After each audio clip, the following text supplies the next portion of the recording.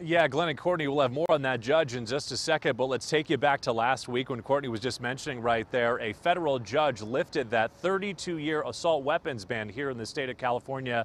That judge said this was a violation of the Second Amendment, the right to bear arms. And you got a lot of Californians who are agreeing with that, but a lot of groups disagreed with that. Among them, the state's attorney general and also the state's governor. So much, in fact, those two gentlemen held a news conference up in San Francisco this morning.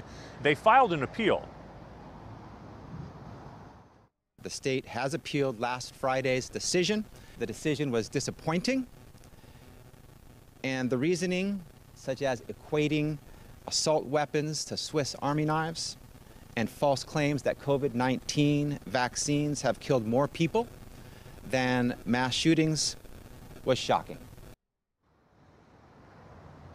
You just heard from the state attorney general right there. In addition to that, the state's governor also spoke, Gavin Newsom. They held a news conference up in San Francisco. They were joined by members of gun safety groups, and they say they are against lifting this ban. They say for the most reason, they say that it puts the public in danger. In addition to that, they also criticized the judge just a moment ago, the judge who lifted this ban.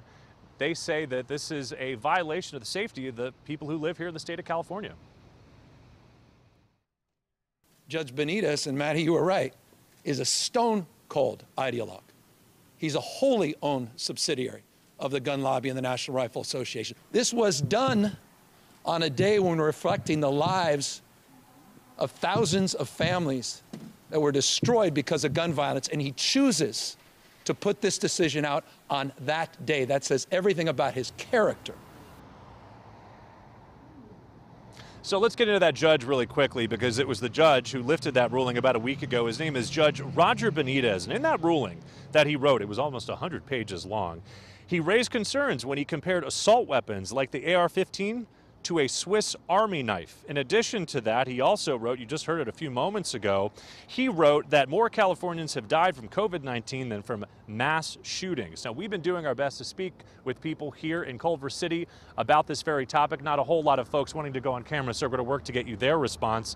But again, it's kind of a discussion about what is the difference between Californians' rights to bear arms, the Second Amendment, and the right to public safety. That's essentially the argument that's going to be up for task right now.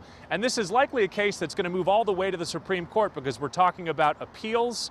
So we're likely going to move to the 9th District Court, which is a liberal court. That could get overturned. So again, we might have the nation's highest court ruling on this matter. Now, as for whether or not assault weapons can be purchased in the state of California right now, that's not going to happen, at least not right away. There is a 30-day stay. In addition to that appeal, they're asking for that to be extended. So right now, you cannot purchase those assault weapons bans, but we'll keep you posted as this story develops, and we'll let you know if anything new comes into our newsroom. For now, I'm Mark Mester. I'm live in Culver City. Glenn and Courtney will send it back to the two of you in Hollywood.